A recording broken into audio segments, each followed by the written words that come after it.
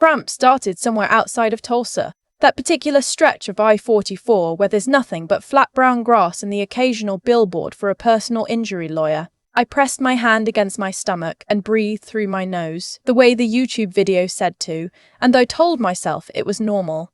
6 weeks along and my body had been doing strange, uncomfortable things for 2 weeks already.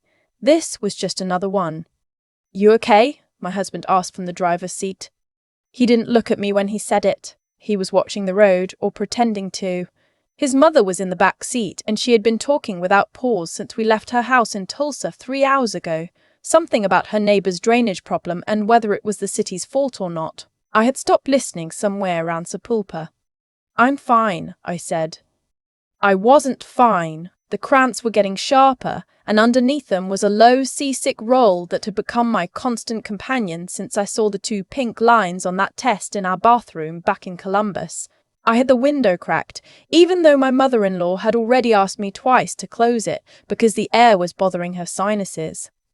Seraphine, that was her, from the back seat. The window. I closed it. "My name is Seraphine, but everyone calls me Sarah. I'm 31 years old. I was a project coordinator for a mid-sized logistics firm in Columbus, Ohio, which is as unglamorous as it sounds, but I was good at it. I had been with my husband Theodore for 4 years, married for 2, for 4 years, married for 2. His mother, Roberta, had made it clear from the first Thanksgiving I attended that she considered me a temporary inconvenience that her son had mistaken for a life choice. I had never said that out loud before. It felt true in a way that was almost a relief.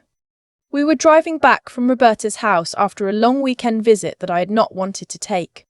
I was newly pregnant, barely out of the first trimester danger zone, exhausted and nauseous and protective of my own couch and my own bathroom and my own space. But Theo had said it would mean a lot to her, and I had packed a bag and gotten in the car because that is what I had been doing for 2 years. Packing a bag. Getting in the car. The nausea crested sometime around the Turner Turnpike. I put my hand over my mouth. "Theo," my voice came out tight, "pull over. We just stopped 45 minutes ago." "I need to pull over." "Sarah, we're in the middle of our—" "Theodore," I said his full name. He pulled over.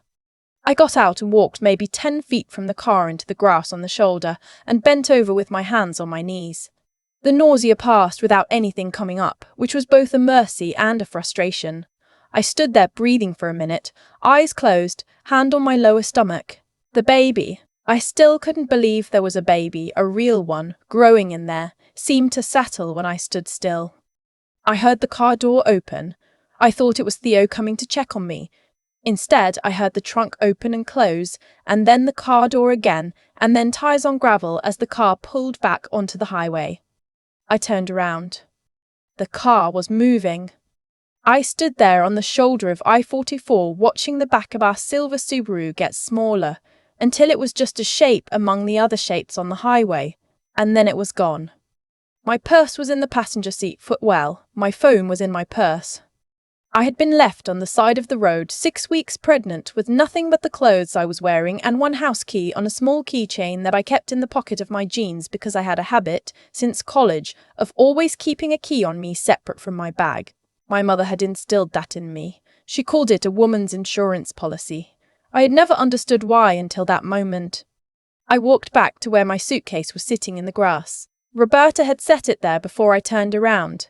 Neat, precise, zipped shut, like she had been waiting for an opportunity. I sat down on the suitcase on the shoulder of I-44 and I thought about what to do. A woman stopped for me 11 minutes later. Her name was Pat. She was driving back to Oklahoma City from visiting her sister, and she had a bottle of water and a granola bar and absolutely 0 questions, which was the most generous thing anyone had done for me in recent memory. She dropped me at a gas station in Stroud. I used the store's landline, which the teenager behind the counter let me use with barely a look, and I called my best friend, Claudette. Claudette answered on the second ring. "Hey, I'm kind of in the middle of—" "I need you to listen to me," I said. She listened. I told her everything in short, precise sentences because the teenager was politely pretending to stock cigarette cartons 3 feet away. Claudette said 3 things. She said, "I'll Venmo you money right now." She said, "Buy a prepaid phone from the rack by the door." And she said, "Do not call Theo. Not yet." The prepaid phone cost $22. Claudette sent me 60. I bought water and crackers and a phone charger that may or may not work with the phone I just bought. And I stood outside the gas station in the October sun and made one phone call, which was to my sister Renata in Columbus. Renata picked up and started talking about her week, and I said, "Nata, stop, I need to come home." She stopped. I used a rideshare app on the new prepaid phone, and I sat in the back of a man named Gerald's Ford Escape for 2.5 hours, and I ate crackers and looked out the window at Oklahoma, turning into eastern Kansas, and I did not cry. I was saving the crying for later, or maybe I wasn't going to cry at all. I wasn't sure yet. Gerald asked once if I was okay, and I said I was tired, and he put on a country radio station at low volume and didn't ask again. I have thought about Gerald many times since then, and I hope his life is going well. Renata was waiting on the front steps of my house when I arrived. My house. That is an important detail that I will come back to. She had driven the 40 minutes from her apartment on the west side, and she was sitting on the steps with a blanket around her shoulders and a thermos of tea that she pushed into my hands before she even said hello. I sat down next to her and we looked at the street for a minute. "Are you hurt?" she asked. No. Is the baby okay?" "I think so. I need to call my OB tomorrow." "Okay." She rubbed my back. "Do you want to go inside?" I stood up, took my suitcase up the front steps, and used the key from my pocket to unlock the door to the house that was, according to every document filed with the Franklin County Recorder's Office, in my name alone. This is the thing about Theo and me. When we got married, we had talked about buying a house. Theo had decent credit, but a lot of student loan debt from a master's degree he had never quite finished. My credit was clean. My grandmother had left me a specific inheritance. Not a huge sum, but enough for a solid down payment in a Columbus market that was, at the time, still reasonable. My grandmother had left it specifically to me, not to a household, not to a couple. To me. Renata had gotten the same. The mortgage broker suggested, practically speaking, that it made sense for the loan to be in my name. Better rate, cleaner application. Theo had agreed without a second thought, and I remember thinking at the time that this was evidence of his trust in me, in us. I had not thought about it since, until I was sitting on a suitcase on the shoulder of I-44 with no phone. I went inside. I made sure the door locked behind me. Renata stayed on the couch. I showered and changed, and I looked around the bedroom that I had decorated and the bathroom with my grandmother's quilt folded on the shelf, and I sat on the edge of the bed for a long time. My phone, my real phone, was in Theo's car, along with my purse and my wallet and my credit cards, except for the one I kept in my suitcase in a small interior pocket because I travel with a backup.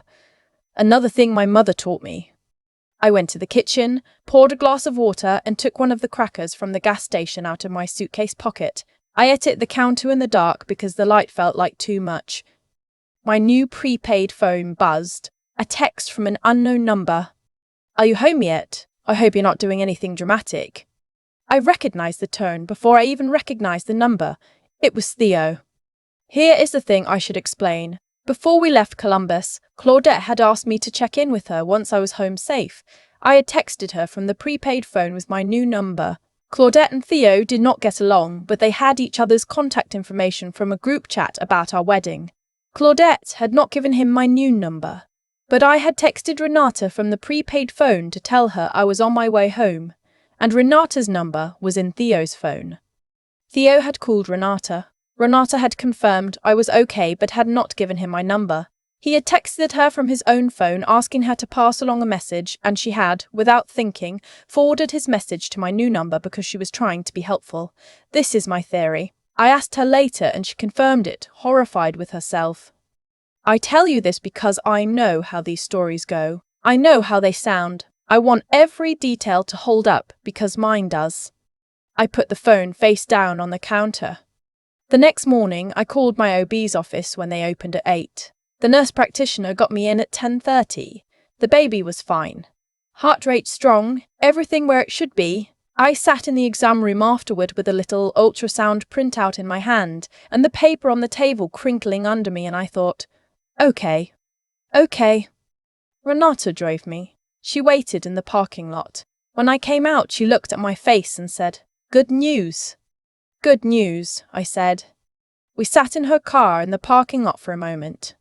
"What are you going to do?" she asked. "I have a call at 2, I said, "with an attorney." She looked at me. "I found her last night," I said, "while you were asleep. She specializes in family law. She had good reviews." Renata nodded slowly. "And Theo?" "Theo came home last night," I said, "around 11. I heard him come in. He tried the bedroom door and I had locked it. He knocked. I didn't answer. He slept in the guest room." "How did he get in the house?" "He has a key," I said, "that I am addressing this week." She nodded again. "He texted this morning," I said. "He said he was sorry. He said he panicked. He said his mother had been upset and he didn't know what to do." Renata made a small, very controlled sound. "I know," I said. "What did you say back?" "Nothing," I said. "I haven't responded to anything." Claudette's advice. Not yet. Theo knocked on the bedroom door again that evening. He knocked and then he sat down outside it. I could hear him settle against the wall, and he said, through the door, that he knew what he did was wrong, that he had been a coward, that his mother had said things in the car after I got out and he should have turned around immediately and he didn't, and he would regret it for the rest of his life. He said he was scared. He said he didn't know how to be a father. He said he loved me. He sounded like he meant it. I sat on the edge of the bed and I listened to all of it, and I thought about the 4 years I had spent being the person who adjusted, who closed the window, who packed the bag and got in the car, who made herself smaller in every room that contained Roberta because it was easier than watching Theo squirm with the discomfort of being caught between the two of us. I thought about the cramps on I-44 and the way he had not looked at me when he asked if I was okay. I thought about my grandmother, who had left me something specific and real and mine. I opened the bedroom door. He was sitting on the floor in the hallway. He looked terrible. Puffy eyes, yesterday's shirt, hair that looked like he'd been running his hands through it all day. He looked up at me. "Sarah," he said. "I have an appointment Thursday," I said, "with the family law attorney. Her name is Catherine Aldridge and her office is in Clintonville. You should get your own attorney before then." He stared at me. "I'm not leaving this house," I said. "The mortgage is in my name. I have documentation. If you want to contest that, that's between your attorney and mine." He opened his mouth. "I'm also keeping this baby," I said, "and I will be a good mother. I've already set up a separate checking account and moved my direct deposit. I have documentation of the incident on I-44. I have the rideshare receipt, the receipt from the gas station, and a statement from the woman who stopped to help me. Her name was Pat, and she gave me her phone number before she dropped me off." I had called Pat from the prepaid phone the previous evening and explained the situation and asked if she would be willing to make a brief statement. She had said, without hesitation, "Honey, you just tell me what you need." Theo looked like the floor had dropped 6 inches under him. "Sarah, You should also know," I said, "that your mother's name is not on any document related to this house, this pregnancy, or any of our shared accounts, and I've already spoken to HR about updating my beneficiary designations." He was quiet for a long moment. "I loved you," he finally said. "I still do." "I know," I said, "and I think I even meant it. That wasn't enough." I went back into the bedroom and closed the door. His attorney called Catherine's office the following Tuesday. The conversation, by all accounts, was brief. There was not much to dispute. The house was mine. The car was jointly titled, and we agreed I would take it and he would be bought out of his share at fair market value, which I paid from the separate account I had opened. The savings account, the one with my grandmother's remaining inheritance, which I had never touched because I was saving it for something I couldn't quite name, that was mine by documentation. His name had never been on it. He moved out on a Thursday in November. He took his clothes, his books, his record collection that he'd had since college, the coffee maker he'd brought into the marriage, and the framed photo of the two of us at the Grand Canyon that had always hung in the hallway.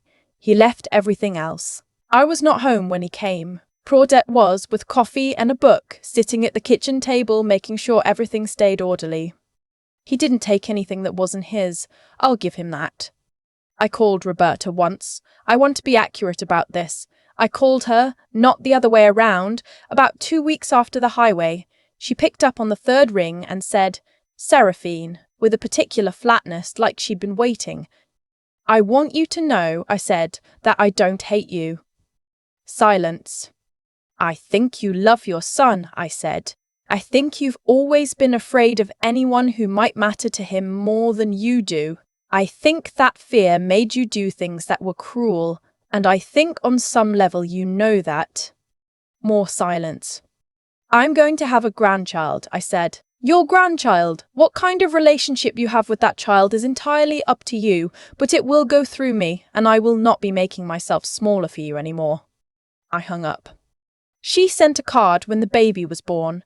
A pink card with a watercolor elephant on the front, and inside it said, "Congratulations." Just that word. In her handwriting. I put it on the shelf next to my grandmother's quilt. I don't tell this story for sympathy, though I understand if that's how it lands. I tell it because there was a version of me, the version sitting on that suitcase on the shoulder of I-44, who thought her life had just been destroyed by someone else's hands, who thought she had no resources, no plan, no leverage, who thought the worst thing that could happen to her was happening. That version of me had a key in her pocket. She had a backup credit card in her suitcase. She had a best friend who answered on the second ring. She had a grandmother who had, years before, made a quiet and careful decision to put something real in my hands. We are not as helpless as the moment makes us feel. My daughter is 9 months old. She has my grandmother's nose and her father's habit of frowning while she thinks, which I have decided to find endearing. She does not yet know the story of how her mother sat on a suitcase in Oklahoma and decided to stop adjusting.